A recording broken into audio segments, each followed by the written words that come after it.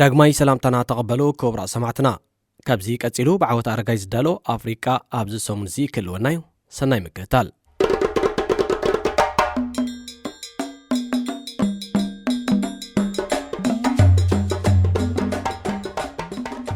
ኣፍሪቃ ድሕሪ ካልኣይ ኩናት ዓለም ኣእንጋዲት ዝበዝሐ ናይ ዕጥቂ ግጭታት ግዜ 80 ዓመታት ንድሕሪት እንተንመልሶሞ ልክዕ ከምዚ እዋን እዚ ኤሮጳ ከመይ ትመስል ነይራ ብፍላይ ድማ ገማግም ባሕሪ ሰሜን ፈረንሳ ኖርማንዲ ከመይ ነይሩ እንተንርኢ ኤሮጳ ብዓባያ ኣብ ካልኣይ ኩናት ዓለም ተሸሚማ ውግእ ወረውግእ ዕስክርና ራዕዲ ጥሜትን ካልእ ንሱ ዘሰዕቦን ተሸሚማ ምርኣና ኣብ ገማግም ባሕሪ ኖርማንዲ ድማ ኣብ መንጎ ሓይልታት ኪዳንን ሰራዊት ጀርመንን ብዓይነቱ ክሳብ ሎሚ መዳርግቲ ዘይብሉ ሓይሊ ባሕሪ ሓይሊ ኣየርን ኣጋርን ዝተሳተፍዎ ደማዊ ኩናት ምትዓዘብና ሓይልታት ኪዳን ክንብል እንከለና ሕቡራት መንግስታት ኣሜሪካ ብሪጣንያ ፈረንሳ ዝበዝሐ ሃገራት ኤሮጳን ካልእን ማለትና እዩ ብ6 ሰነ 1944 ልክዕ ቅድሚ 80 ዓመታት ምዃኑ እዩ ሓይልታት ኪዳን ብኣሜሪካዊ ጀነራል ኣይዘንኣወር ንእሽተይ ተመሪሖም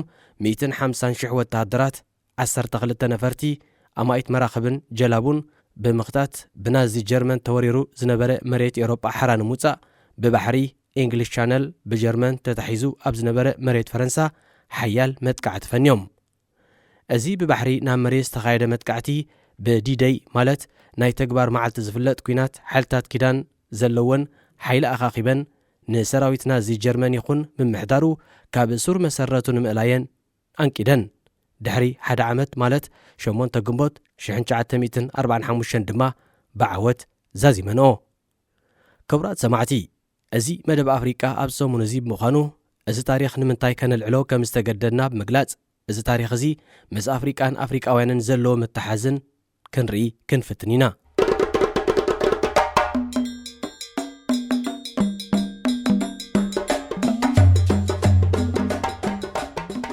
እዚ ታሪክ እዚ ከነልዕሎ ዘገደደና ኣብ ዝቕንያት እዚ ኣፍሪቃ ድሕሪ ካልኣይ ኩናት ዓለም ኣእንጋዲት ዝበዝሐ ናይ ዕጥቂ ግጭት ኮይና ከም ዘላ ዝገልጽ መጽናዕታዊ ጽሑፍ ብምዝርግሑ እዩ ኣብ ኖርዌይ ከተማ ኦስሎ ዝመደበሩ ኢንስቲትዩት ምርምር ሰላም ኣብ ዘውፅኦ መጽናዕታዊ ጽሑፍ ኣብ 2023 ኣብ ዓለም 59 ዕጥቂ ግጭት 28 ካብኡ ኣብ ኣህጉር ኣፍሪቃ ከም ዝነበረን እዚ ድማ ድሕሪ ደማዊ ኩናት ካልኣይ ኩናት ዓለም እቲ ዝበዝሐ ግጭት ከም ዝኾነን ጸብጺቡ ዕጥቃዊ ግጭት ክንብል እንከለና ብብረት ዝተሰነየ ካብ ነዊሕ ዝኸደ ኩናትን ንኣሽቱ ውግኣትን መንግስታውን ዘይመንግስታውን ግጭታትን ዘጠቓለለ ማለትና እዩ ኣብነት ካብኡ ኩናት ዩክሬን መጥቃዕቲ እስራኤል ኣብ ወሽመጥ ጋዛ ፍልስጤም ኩናት ዴሞክራሲያዊት ሪፐብሊክ ኮንጎ ኩናት ሱዳን ውሽጣዊ ግጭታት ኢትዮጵያ ሽበራዊ መጥቃዕታት ዞባ ሳሕለ ሰሓራ ኣፍሪቃን ካልእን የጠቓልል ካብቲ ዝተገልጸ 59 ዕጥቃዊ ግጭታት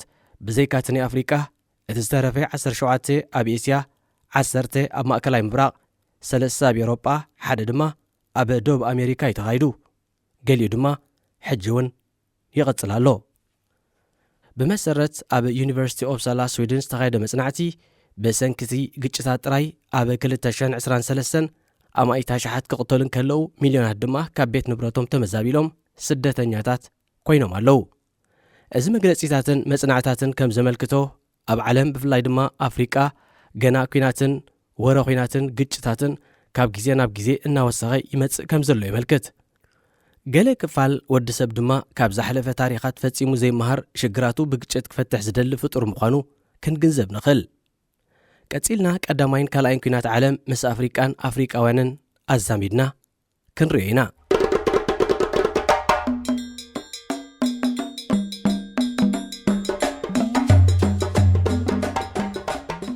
ማዕከን ዜና ቢቢሲ ኣፍሪቃውያን ወተሃደራት ኣብ ኩናት ዓለም እንታይ እጃም ነይርዎም ንምፍላጥ ገለ ታሪክ ንሰማዕታ ኣካፊላ ነይራ እቲ ታሪክ ኣብ መበል 101 ዕድሚኡ ብሞት ዝተፈልየ ሳሙኤል ሶረሰሳይ ዝተባሃለ ሓርበኛ ካልኣይ ኩናት ዓለም ይጅምር ሰራልየናዊ ሶረሰሳይ ኣብ ክንዲ ብሪጣንያ ኣንጻር ጃፓን ንኽዋጋእ ናብ በርማ ናይ ሎሚ ሃገረ ማያንማር ካብ ዝተወስዱ ኣስታት 90,000 ኣፍሪቃውያን ሓደ እዩ ሶረሰሳይ ኣብ መበል 100 ዓመቱ ምስ ቢቢሲ ኣብ ዝገበሮ ቃለ ምሕትት ኣብ ጎኒ ብሪጣንያ ተሰሊፉ ኣንጻር ጃፓን ምውግኡ ዘኽርዖ እኳ እንተኾነ ብመንግስቲ ብሪጣንያ ግን ፈጺሙ ከም ዝተረስዐ ገሊጹ ነይሩ።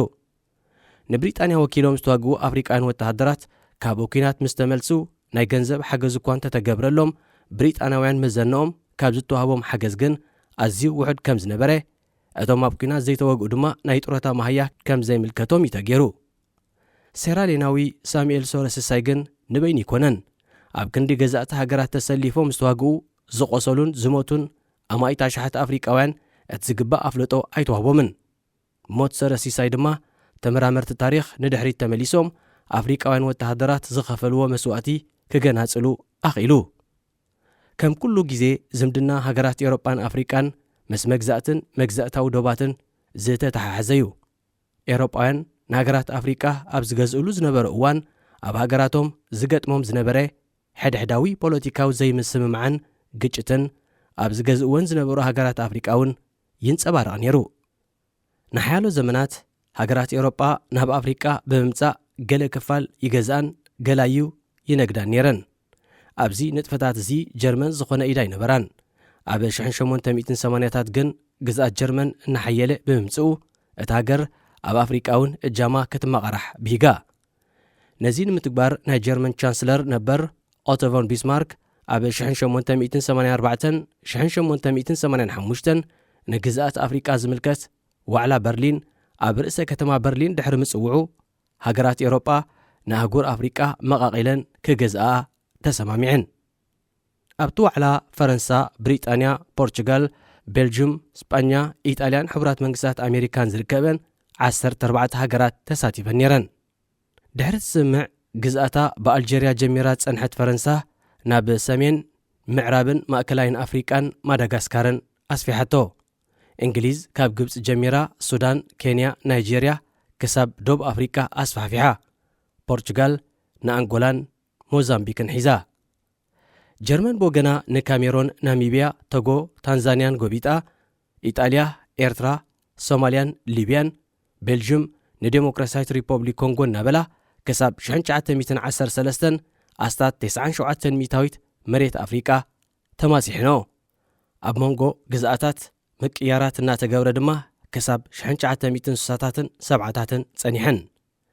ጀርመን ዝገዝኣቶ ብታንዛንያ ተገሊጹ ዘሎ ኣብቲ እዋን ብጀርመን ምብራቕ ኣፍሪቃ ክጽዋዕ እንከሎ ናይ ሎሚ ታንዛንያን ሩዋንዳን ዘጠቓልል ነይሩ።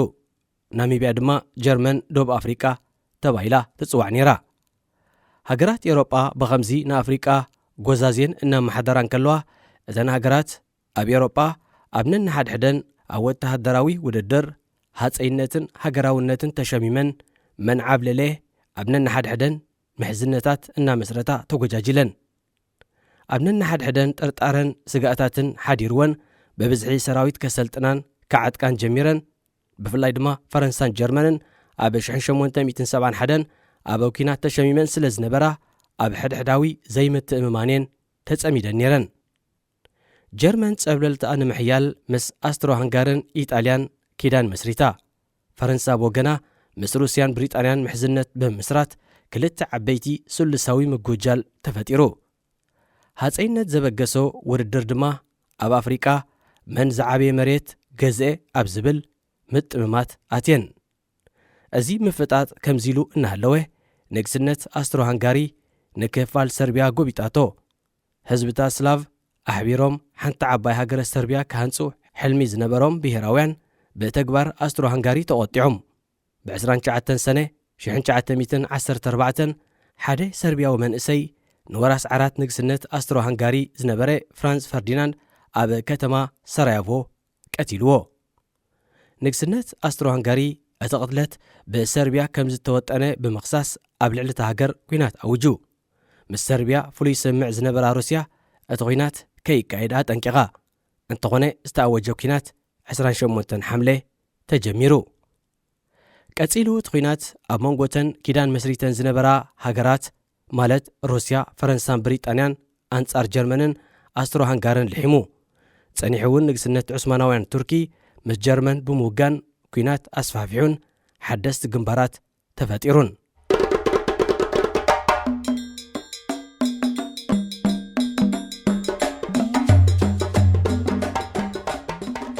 ናብ ኣፍሪቃ ምስ ንምለስ ገማግም ሓውሲ ደሴት ዓረብያ ተቖጻጺሩ ዝነበረ ንግስነት ዑስማናውያን ምስ ንግብፂ ትገዝእ ዝነበረት ብሪጣንያ ብወገን ሲናይ ኩናት ከፊታ።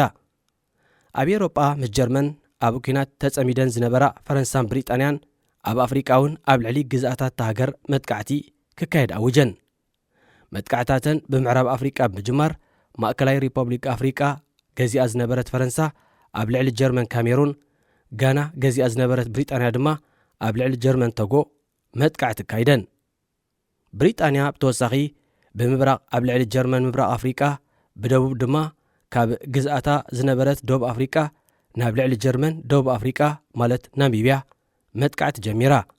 እንተኾነ ብሪጣንያ ኣብ ደቡብ ኣፍሪቃ ካብ ዝነበሩ ኔዘርላንድስ ዝመበቆሎም ጻዕዱ ኣፍሪካንስ ጎሪላዊ መጥቃዕቲ ክወርዶም ብምጅማሩ እቲ ዞባ ናብ ኩናት ተሸሚሙ። ጀርመን ኣብ ሰሜን ኣፍሪቃ ግዝኣት ስለ ዘይነበራ ኣብ መጀመርታት ዞባ ኣብ ዝተረጋገአ ኩነታት ነይሩ። ጸኒሖም ደቀባት ኣንጻር ገዛእቲ ምልዓል ክጅምር እንከሎ ዑስማናውያን ቱርክ ድማ ክሕግዝዎም ተራዮም። ነዚ ዞባ ዝገዝኣ ዝነበራ ኢጣልያን ፈረንሳን ድማ ኣብ ኩናት ምስ ደቀባት ገጢመን። ኣብዚ ኩናት ንኣብነት ዓስከር ኢጣልያ ተባሂሎም ናብ ሊብያ ዝተወስዱ ኤርትራውያን ዓሳክር ይርከብዎም።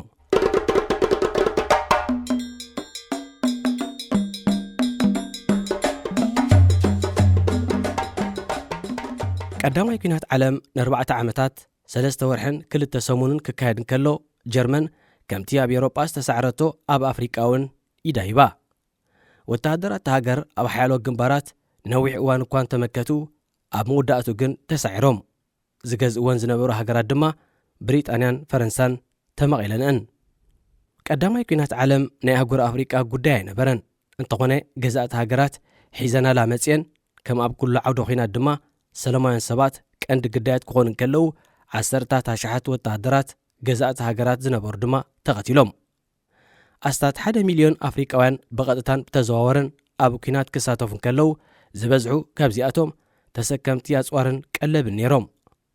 ኣብ ዝበዝሐ ክፋል ኣፍሪቃ ትሕተ ቕርፂ መጓዓዝያ ብዘይምንባሩ ሎጂስቲክን መግብን ዝስከሙ ኣፍሪቃውያን እዮም ነይሮም። ሕፅረት ቀረብ ብምንባሩ ድማ ቀዳሞት ተጠቃዕቲ ንሳቶም ነበሩ። ካልኦት 10,000 ድማ ጎኒ ወተሃደራት ገዛእቲ ብምስላፍ ተዋጊኦም። ፈረንሳ ንኣብነት ኣስታት 450,000 ኣፍሪቃውያን ወተሃደራት ከተዕስከር እንከላ ዝበዝሑ ካብዚኦም ካብ ሰኔጋል፣ ኣልጀርያ፣ ማዳጋስካርን ካልኦትን ዝተዋፁ እዮም። ሓያሎ ካብኣቶም ድማ ክሳብ ናብ ማእከል ኤውሮጳ ብምኻድ ተዋጊኦምን መስዋእቲ ከፊሎምን። ብሪጣንያ ብወገና ልዕሊ 10,000 ደቡብ ኣፍሪቃውያን ከተዕስከር እንከላ ኣብ ኣፍሪቃ፣ ኤውሮጳን ኤስያን ኣብ ዝነበረ ግንባራት ተዋጊኦም። ንእግረ መንገድና ዝበዝሑ ወተሃደራት ብሪጣንያ ህንዳውያን እዮም ነይሮም። እዚ ድማ ህንዲ ግዝኣት ብሪጣንያ ስለ ዝነበረት እዩ።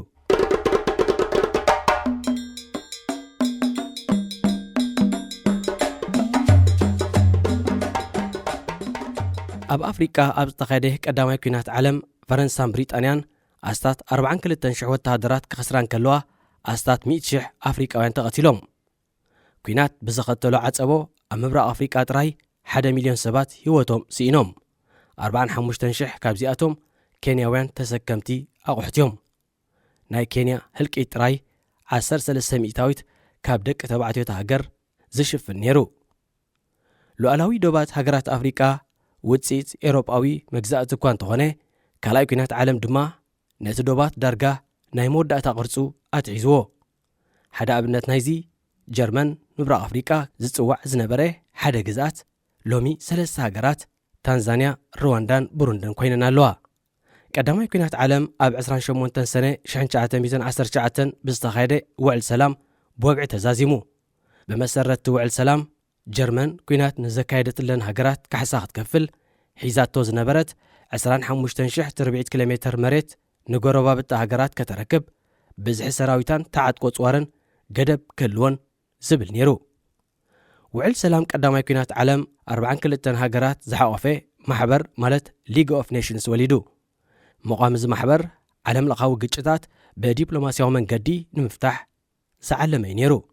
እንተኾነ ሕቡራት መንግስታት ኣሜሪካ ናብቲ ማሕበር ከም ዘይትጽምበር ድሕሪ ምግላጻ እቲ ማሕበር ድኹምን ዘይውፅኢታውን ኮይኑ ጀርመን ብዝተበየነላ ፍርዲ ሕጉስቲ ነበረትን። ቁጠባ እናማህመነ ብምምጽኡ ንውዕል ሰላም በብቕሩብ ከተፍርሶ ጀሚራ ሊግ ኦፍ ኔሽንስ ድማ ኣብ ልዕሊኣ ዝኾነ ጸቕጢ ክገብር ኣይከኣለን። ኣዶልፍ ሂትለር ሓደ ካብቶም ኣብ ልዕሊ ጀርመን ዝተበየነ ፍርዲ ብትሪ ዝቃወሙ ዝነበሩ ክኸውን ከሎ ብዘካየዶ ሓያል ጎስጓስ ኣብ 1933 ቻንሰለር ጀርመን ኮይኑ ተመሪጹ። ኣይጸንሐን ኣዶልፍ ሂትለር ሻቡ ውዕል ሰላም ብምፍራስ ሰራዊት ሓይሊ ባሕርን ሓይሊ ኣየርን ሃገሩ ብቕልጡፍ ካህንጾን ክዕጥቖን ተራዩ። ኣብ 1938 ኦስትርያን ክፋል ቼኮስሎቫክያን ተቖጻጺሩ። ምስ ካብ ኤርትራ ተበጊሳ ንኣቢሲንያ ናይ ሎሚ ኢትዮጵያ ወሪራ ዝነበረት ኢጣልያን ንክፋል ቻይና ዝሓዘት ጃፓንን ኪዳን መስሪቱ። ብምቕጻል ንፖላንድ ተቖጻጺሩ።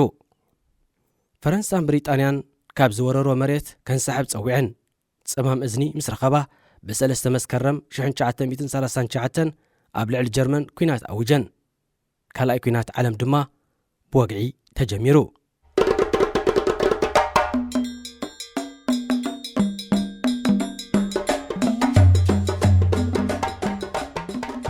ከምቲ ኣቐዲሙ ዝነበረ ሕጂ እውን ሃገራት ኣፍሪቃ ኣብ ትሕቲ መግዛእትየን ነይረን። በዚ መሰረት ኩናት ኤውሮጳውያን ዳግማይ ናብ ኣፍሪቃ ተመሊሱ። ኣብዚ እዋን ግን ጀርመን ዘይኮነት ኢጣልያ ናይቲ ኩናት ኣተኩሮ ነይራ። ኢጣልያ ማእከል ኣተኩሮ ዝኾነት ነታ ሃገር ዝመርሕ ዝነበረ ቤኒቶ ሙሶሎኒ ሰራዊቱ ካብ ኤርትራ፣ ሊብያን ሶማልያን ተበጊሶም ንጎረባብታ ሃገራት ብምጥቃዕ መግዛእቱ ከስፋሕፍሕ ብምውጣን እዩ።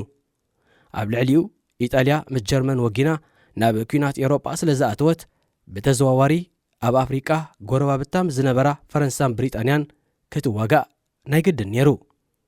ቤኒቶ ሙሶሎኒ ኣቐዲሙ መትረብ ስዌፅ ክቆጻጸር ሕልሚ እኳ እንተነበሮ ኣብ ልዕሊ ገዛኢት ግብፂ ዝነበረት ብሪጣንያ ግን መጥቃዕቲ ከካይድ ኣይወሰነን። ካልኣይ ኩናት ዓለም ድሕሪ ምውልዑ ግን መጥቃዕቲ ከካይድ ባብ ስለ ዝኸፈተሉ ኣብ ሊብያ ዝነበረ ሰራዊቱ ናብ ዶባት ግብፂ ኣጸጊዑ። ኣብ መጀመርያ ኢጣልያ ትዕወት እዩ ዝመስል ነይሩ። እንተኾነ 100 ኪሎ ሜትር ናብ ውሽጢ ግብፂ ምስ ኣተዉ ኣጻምእ ምድረ በዳ ሰሃራ ክጻወርዎ ኣይከኣሉን። ኣብ ልዕሊኡ ሕፅረት ሎጂስቲክ ከጋጥሞም እንከሎ ብሪጣንያ ምስ ኣውስትራልያን ፈረንሳን ብምትሕባር ናይ ግብረ መልሲ መጥቃዕቲ ብምክያድ ኣብ ውሽጢ 2 ዋርሕ ሲዕሮሞም። ኣብቲ ኩናት ኤርትራውያን ዓሳክር ክሳተፉ እንከለዉ ካብ 1932 ኣብ ሊብያ ዝተመደቡ ኣግማል ብምውጣሕ ዝዋግኡ ዓሳክር እውን ኣብ ምድረ በዳ ሰሃራ ተዋፊሮም ነይሮም። ኣብ ተመሳሳሊ እዋን ብወገን ምብራቕ ኣፍሪቃ ድማ ኢጣልያ ድሮ ንኤርትራን ኢትዮጵያን ክፋል ሶማልን ተቖጻጺራ ነይራ። ብሪጣንያ ድማ ንሶማሊላንድ ሒዛ ነይራ። ሰራዊት ኢጣልያ ኣብ ልዕሊ ብሪጣንያ ብዘካየድዎ መጥቃዕቲ ክዕወቱ እንከለዉ ንከተማ ሃርጌሳ እውን ሒዞም። ኢጣልያ ኣብ ሊብያ እኳ እንተተሰዓረት ኣብ ምብራቕ ኣፍሪቃ ግን ንኤርትራ ኢትዮጵያን ሶማልያን ብምሓዝ ግዛእታ ኣብ ምብራቕ ኣፍሪቃ ከተደልድል መደብ ሒዛ። እንተኾነ ኣብ ኤውሮጳ ዝነበረ ኪዳን ይሰዓር ብምንባሩ እቲ መደብ ንነዊሕ ዝጸንሕ ኣይነበረን። ድሒሩ ኣብ 1941 ጠቕሊሉ ብብሪጣንያ ተሳዒሩ ካብ ምብራቕ ኣፍሪቃ ወፂኡ።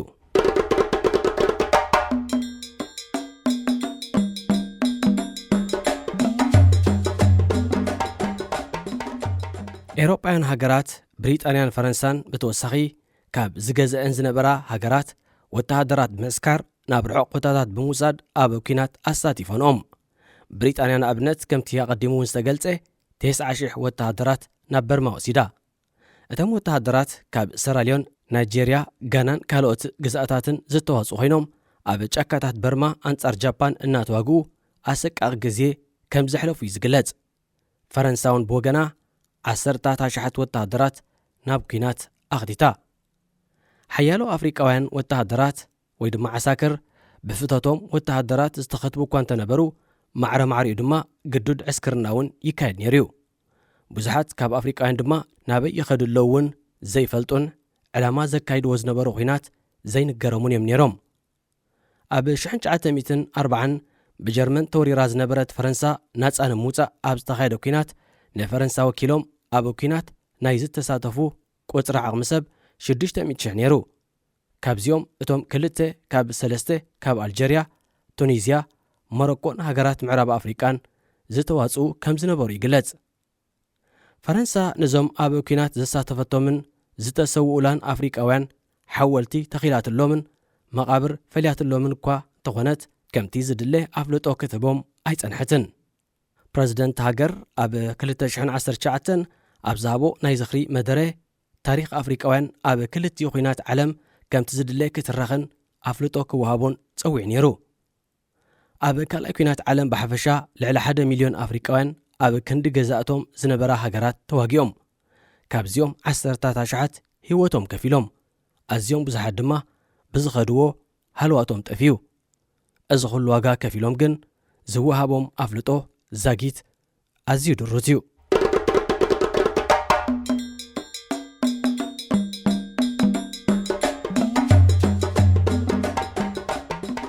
ዝኸበርኩም ሰማዕቲ እዚ ክትከታተልዎ ፀናሕኩም ብዓወት ኣረጋይ ዝተዳለወ ኣፍሪቃ ኣብዚ ሰሙን እዚ ነይሩ።